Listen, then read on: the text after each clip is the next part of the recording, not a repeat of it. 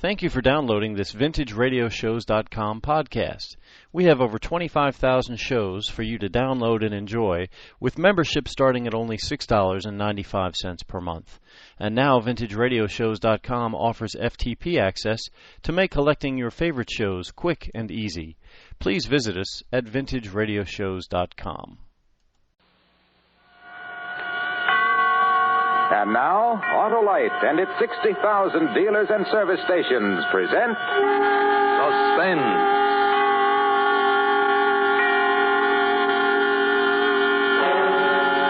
Tonight, Autolite brings you Fibber McGee and Molly in Backseat Driver, a suspense play produced and directed by Anton M. Leader.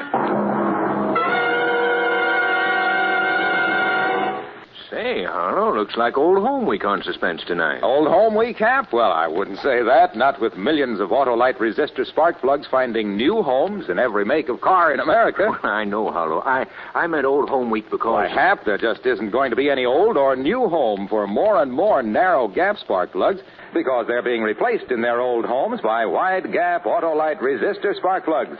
With Autolite resistor spark plugs, your car, my car, Fibber's car, everybody's car idles smoother, gives better performance with lean gas mixtures, saves gas dollars, and cuts down spark plug interference with radio and television reception. There's one way for every car to be spark plugged right with Autolite resistor spark plugs. Only Autolite offers car and truck owners everywhere the sensational advantages of the resistor-type spark plug. And now, Autolite presents Fibber McGee and Molly in a tale well calculated to keep you in suspense. It can't happen to you. You read about stuff like that in the papers. Girls murdered and mutilated, drunks left dying in the gutter for the handful of change they had in their pockets, lonesome old men tortured because some hoodlum gets the idea they're misers with a pot of gold hidden under the floorboards of the shack.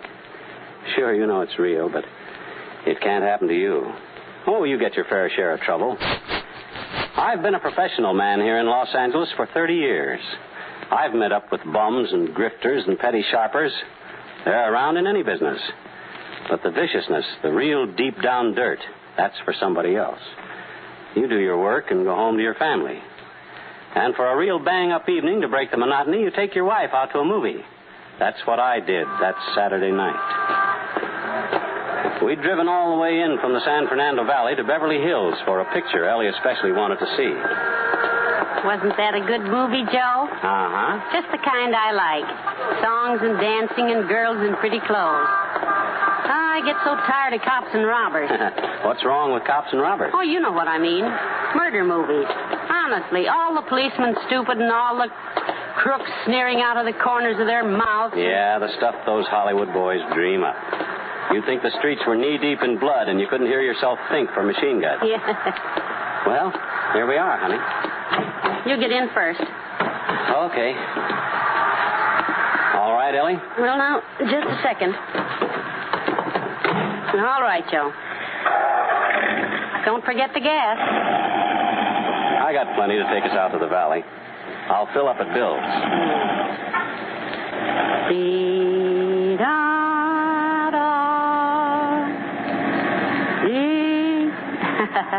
You remember how that song goes, Joe? What song? In the picture. You know, Two on the Moon.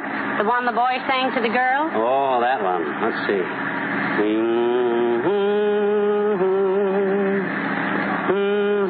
Heck, I don't know. Oh, well. We'll be hearing it again on the radio. How about turning it on? The radio? Yeah. Sure. Set her around 1100. We ought to get some news in a few minutes. I'd like to hear whether they caught that fellow. That awful mass murderer? Uh-huh. They spotted him in L.A. this afternoon, but he got away. I know you suffer. It makes you shiver. Don't worry. He won't get away with it.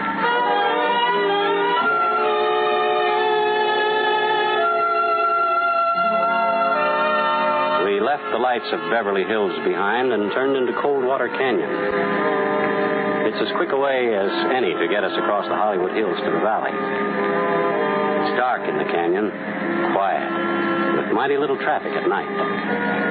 I cut my lights up full, and we swept up the side of the ridge. News program came on, but I didn't pay much attention.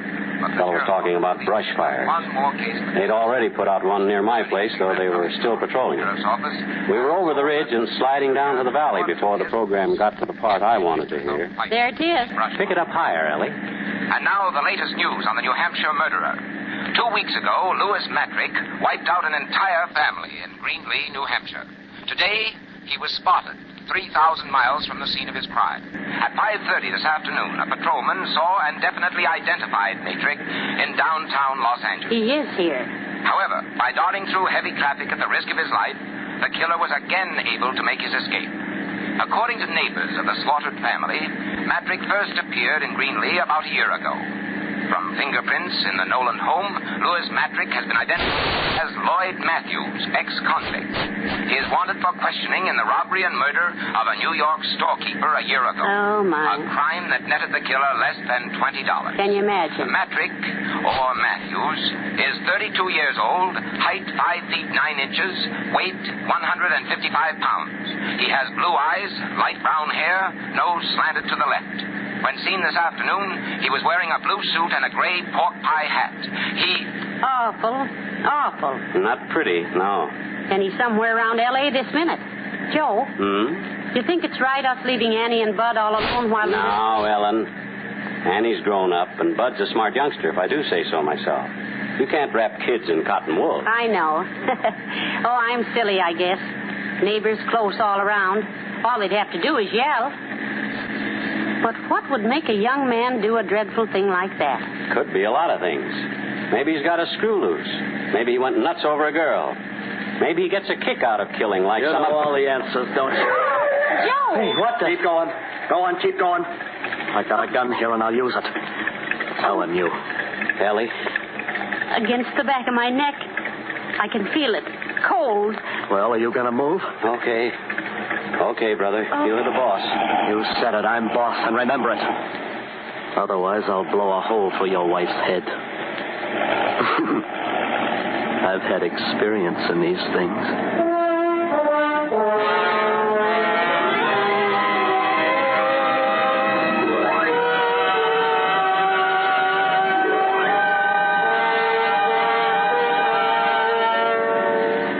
I drove that car like we were skirting the rim of the Grand Canyon with nothing between us on the bottom but a mile of country air. This was it, the thing that happens to other people, to the ones that end up on slabs in the morgue. But not to me, not to Ellie. First car we'd seen since we left traffic swooped down behind us. It passed, but not before the headlights caught our passenger clean in my rearview mirror. He was hunched forward, sitting on the edge of the back seat so he could keep the gun rammed into the nape of Ellie's neck. He had light brown hair, pale eyes, and a nose that slanted. His mouth twitched, jittery. As the car went by, his eyes caught mine in the mirror and flickered. Keep your eyes on the road. Sure. Lose your hat? Bright boy. Like I said, you know all the answers. No, I didn't lose it. I stuffed it down a drain. Still wearing the blue suit, though. I figured it changed pretty quick now. Think yours will fit me? You can have the suit and the car. Just Ellen. Joe, it's Matrick. The missus is bright, too. He crawled in here while we were in the movie. Joe, you should have had the car door fixed. You know better. Honey, I meant to. I was going to tend to that tomorrow. Shut up. Let's see if you can both be bright enough to keep your trap shut. Turn left on Ventura. Take the slow lane. And don't try playing no tricks. I've been in this burg before. Okay, by me. Straight out to open country, Mac. Then I'll take the missus up on that offer of the suit and car. What happens to us? Why, you just walk home. What else? Play it safe, and you ain't got a thing to worry about. That was a laugh, that was. Nothing to worry about. That'd kill you. Once we got out into open country, we'd have a chance of walking away from the car. All a murderer can hope for is time. He doesn't leave witnesses around to get the law on his tail 1 second sooner than necessary. All I could do was stall and pray and make what feeble gestures I could at Lady Luck. The thing that came into my mind was so risky it brought my hair up on end. But there was a chance, provided that trigger finger didn't start jerking. In the bright lights of the boulevard, I didn't think he'd notice, but a traffic officer would. I turned into Ventura and took the far lane, obedient as a whipped pup. Must have made 2 or 3 miles before I heard what I was hoping for. What's that? Huh? Oh, the siren? Why, an ambulance, I guess. We hear a lot of That ain't no ambulance. It's a motorcycle cop. Joe, it's young Mike Kennedy. He patrols this stretch. What are you up to? What are you trying to pull? Nothing. The kid's a friend of Think ours. you can get me easy, huh? Well, I warned you. I ain't going alone. You asked for it. Listen, will you? The kid lives near us. Practically grew up under our feet. All he wants is to pass the time of day or maybe send a message to our Annie. Yeah? Yeah. You start popping now and we'll all be dead. Keep your shirt on and I'll get rid of him. Okay. But it better be good.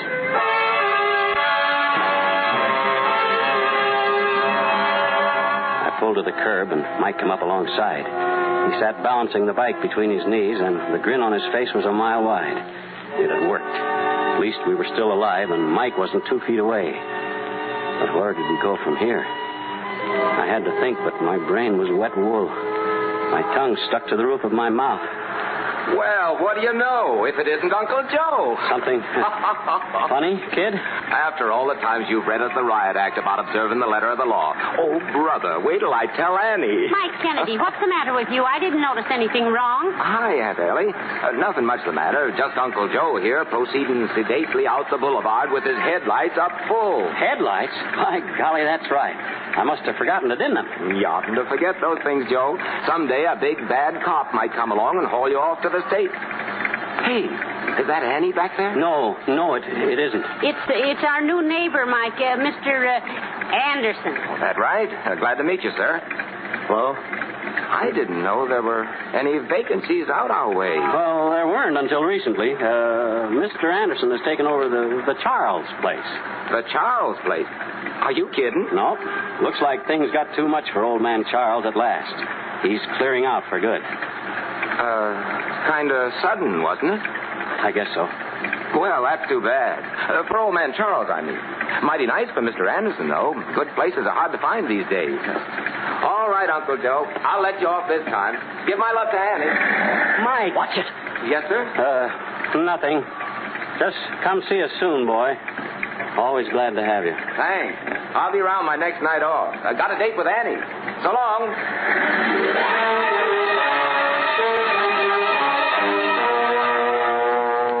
That was that. Mike turned his bike and headed back down the boulevard. The chance had come and gone. But it felt to me like half my mind went off with the boy yelling at him. Must have been half a minute before I could pull myself together and ease back into traffic. Nobody said anything. I didn't dare to, and neither did Ellie. I couldn't see her, but I could feel her holding herself stiff as a ramrod, scared even to turn her head. When 2 people have lived together as long as we have, each one knows what the other one is thinking. I went back to driving and praying. That and cutting my eyes up to the mirror, just in case there might be a white motorcycle eye following us. There wasn't, of course. Back in the back, I knew he was watching, too. Those flickering eyes darting like lightning between us and the rear window. He was too busy checking to talk. Not that that helped much. Rage and fear were pouring out of him so thick you could have grabbed a hunk of the atmosphere in your hand. It was queer to drive along like that on the crowded highway. Traffic streaming both ways. Lights from drugstores and cocktail joints and eating houses blazing to the sky. And to know if I lifted a finger for help, I'd sign our death warrants. It had to be luck, all luck. There was still a chance I'd get it. The way I figured it, we'd started out with just about enough gas to get us back to Bill's station. When we hit that, the meter ought to show empty. The gas gauge was hidden from me by the rim of the steering wheel, but I was pretty sure I was right. I waited until I saw the red and green lights above Bill's pumps a block and a half away. And very slow and easy, I slumped over for a peek at the gauge. I leaned just too far. Shut up. Sure. What now? What were you looking at? I was just easing the crick out of my neck. Yes, you was. You was looking at the dash. You... Oh, so that's it. Fresh out of gas. Look, I just remembered... Don't give me that. You knew it all along. From now on, you keep your hands on the wheel, Mac, but leave me do the driving. Turn into that filling station. Get high-test gas and fill her up. Hi, Joe. Hi, Bill. Evening, Hello, Ellie. Bill. Oh, evening, sir. Up to the top? Yeah, Ethel. Ethel it is. Here you've been to the pictures, huh? Uh-huh. You people know everybody in the whole valley. We've lived here 30 years, from back when this was just farmland. Of course, we know lots of people. I don't like it. Get the gas and get out. Say, I was up to Miranda's for supper. That right? Oh, boy, her chili gets better every time. Don't see how it can, but it does. She's saving some for you. Said you'd be around after the show. Oh, my, I saw Miranda this afternoon and told her we'd be by for sure, Joe. That'll be $3.50 on the nose. $3.50. Thanks, Bill. Same to you. What's all that about? Nothing much. Come on. I got to ask you everything twice. Miranda runs a drive-in up the road a ways. On show nights, we usually drop in for a carton of chili to take home. I just hope she won't call home when we don't show up and get Annie all worried. Wait a minute. Drive-in, you said? Yeah. And Miss Miranda could start checking on you? I didn't mean it like that. It's She just... could call your Annie, and between the two of them, they'd have the cops on the lookout for you before midnight. You're crazy. Like a fox. I ain't kept ahead of the buttons all this time by taking chances. We'll just pick up that chili, Mac. You want to go to Miranda's? Why not? Leave Annie get a beauty sleep. I can cover a lot of ground before tomorrow morning. I ain't eaten so good lately, I could use the food, too. And with you and the missus to front for me, what's to worry about? He was right about that. I went back to driving and praying. Miranda's place is one of those goldfish bowls, mostly glass with light pouring out across the space marked for outside service. She saw us pulling up, grabbed a quart carton off the back shelf, and hustled to the door. Here you are, Ellie. I was just saying to Betsy. Better fix up that chili, Betsy. It's about time Ellie and Joe was showing up. Figure in the distance from Beverly Hills. Thank you, Miranda. Who's that in the back seat? I don't seem to recollect your face, young man. Though anybody will tell you I never forget a face. Well, this is Mr. Anderson, Miranda. He just came out here from the east. Oh, is that a fact? Say, Joe, you planning to go straight up Ventura home? Sure, why? Oh, don't you do it. Go the back way, even if it does take longer. Of course, the brush fire between here and your place is out, but there are still 50, 60 men patrolling it. What's that? Oh, but that ain't nothing to what's going on further out the valley. That new fire's clean out of control, licking up hundreds of acres. Well, they've been sending truckloads of firefighters past here all evening, and the road's blocked for miles, they tell me. For miles, they tell me. And all them poor ranchers losing their homes. Being from the east, you wouldn't understand. But brush fires is awful things once they get out. Thanks. Start moving. We take the back way to your house. To our house? What say? Oh, you staying with Ellie and Joe? Yeah, until until I can get into my own place. What are we waiting for? Night, Miranda. Well, goodbye. Be sure you come see me, Mr. Anderson. I'll be looking for you. So there it was. We weren't going to the country. We weren't going to be left to rot at the foot of a cliff or buried deep in brush. No. We were going home. Home to the kids. Taking a murderer with us. I still couldn't see Ellie, but I could feel her tensing up, tight as a pulled drawstring. Mr. Matrick, you didn't mean what you said, did you, about coming home with us? You know a better place I can hide out till the road's open? But it wouldn't be safe. We've got neighbors close all around. If somebody sees you... Nobody'll see me. Nobody better. Joe, couldn't we get around the fire? Yeah, that'd be better. We could try. There are other roads through the valley. Listen, Matrick, we'll nose around and find a way through somehow. Cut it out. You heard the old biddy. Hundreds of acres burning. Firefighters, cops. Get off the highway. We're going home. No, I won't have it. Joe, you stop the car right here. Shut up. You heard me, Joe. I won't have him in my house, not with Annie and Bud. I said shut up. For Lord's sake, Ellie. It doesn't matter about us, but the kids, I won't let him... One word out of you. No, stop. Ellen, hush. Oh, Joe. Don't say another thing. I'm sorry, honey. Matrick's the boss. You gotta do like he says. That's telling her. Sure. Do like I say, and everything will be rosy. You got no call to worry about the kids. I like kids. As long as nobody gives me the brush off. We'll wake them up as soon as we get home. And you and Miss Annie can fix up a chilly supper for us. We'll have us a picnic. And then, as soon as the fire's out, we'll all take a trip to the country. Another picnic, huh?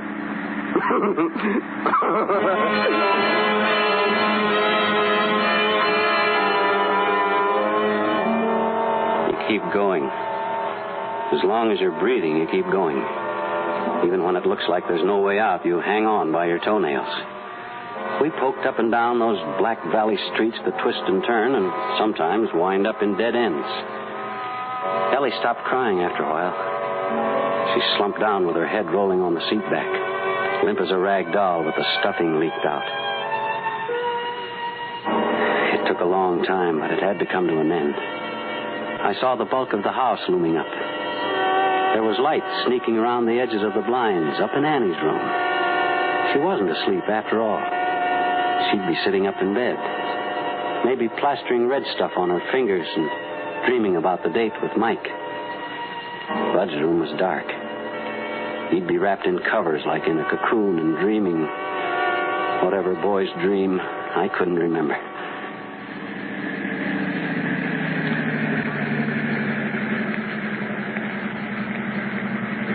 Pulled up to the concrete walk I'd poured with my own hands before there was any Annie or Bud, and I cut the lights. In a second or two, my eyes got used to the dark. I could make out the high hedge Ellie planted around the place and the roof rising up beyond it. Out, missus. Face the house.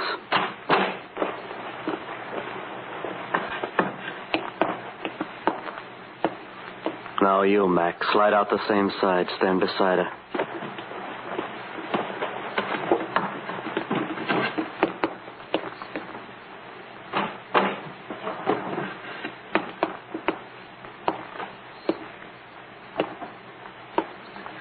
Walk to the door. Slow and no funny business. I'm right behind you.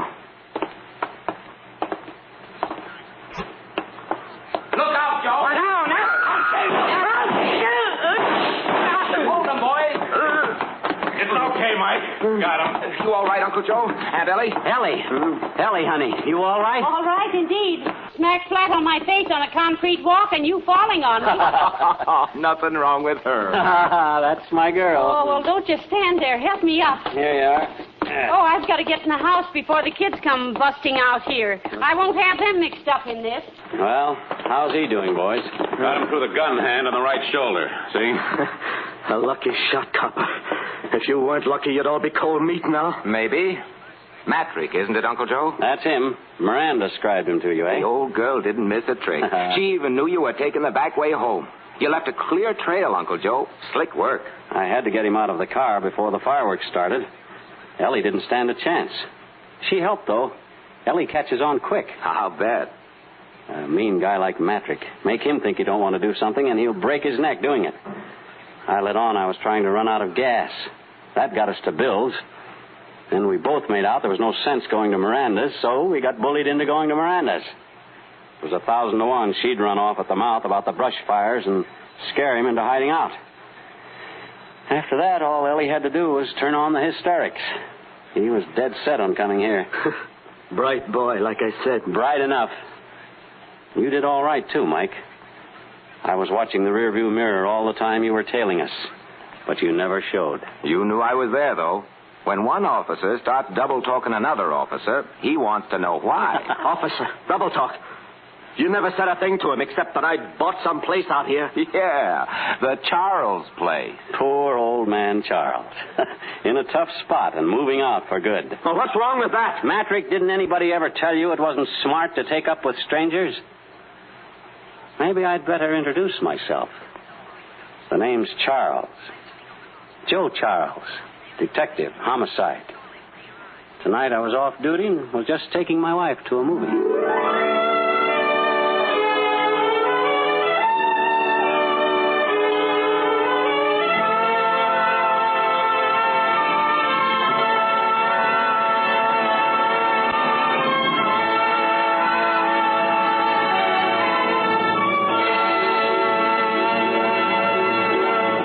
Thank you, Fibber McGee and Molly, for a splendid performance. Why, thank you. Thanks very much, Bud.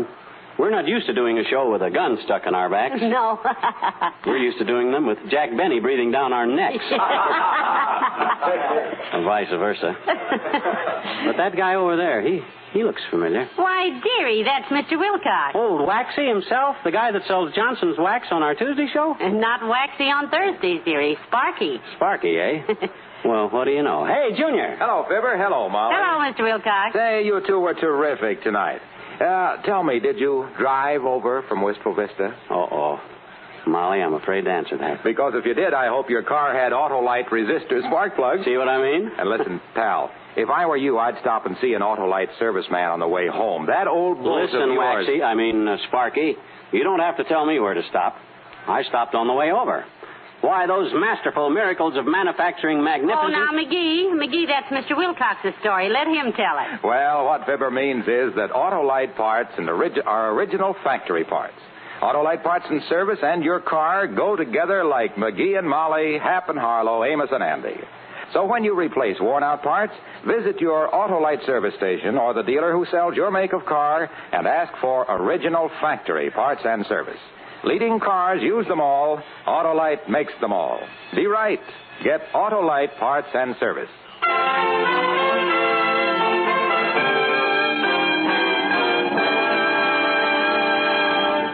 Just a minute, Fibber and Molly. Don't go away. Oh, that's right. You want us to say that word. If you please. Oh, yes. Well, go ahead, McGee. No, you say it, Molly. Well, why don't we both say it then? Okay. Well, I know you're going to want to hear radio's outstanding theater of thrills next week because Charles Lawton is going to be on the program. Yes, and in a famous story by John Collier called Demortius. And it's another gripping study in... Suspense. Tonight's suspense play was by Sally Thorson, with music composed by Lucien Morawek and conducted by Lud Gluskin. The entire production was under the direction of Anton M. Leader. This is CBS, the Columbia Broadcasting System. Thank you for downloading this VintageRadioshows.com podcast. We have over 25,000 shows for you to download and enjoy, with membership starting at only $6.95 per month. And now VintageRadioshows.com offers FTP access to make collecting your favorite shows quick and easy. Please visit us at VintageRadioshows.com.